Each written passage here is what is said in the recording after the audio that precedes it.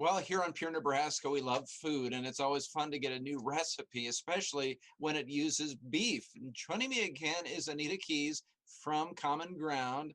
Anita, good to see you again. Yes, and today I'm going to share with you a recipe for ground up roast beef that you make into a salad, which can be used in many different ways, and I'll kind of go through that a little bit. And this is a recipe that I got from my mother-in-law when I moved out here into beef country, and it's one of our family favorites. I mean, I think we could have this once a week and love it. It's a great way to use up leftover roast beef, so you can enjoy your pot roast, and then you've got a little leftover. Oh, let's make it into this ground up roast beef, which we enjoy. I'm really into the healthiness part of it, and beef is one of the most healthy things for you to eat.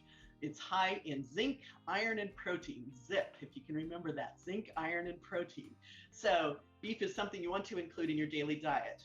After you've cooked it to an internal temperature of 165 degrees, then make sure it's totally cooled and do this in the refrigerator.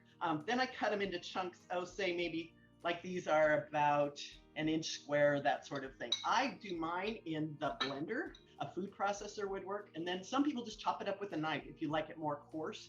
This is about the consistency that I like it to be. I took a 3-pound roast, made 4 cups of the ground up meat. My recipe today is going to have 2 cups of the ground up meat. And then I use some salad dressing. I particularly like Miracle Whip, but I'm not necessarily endorsing that product.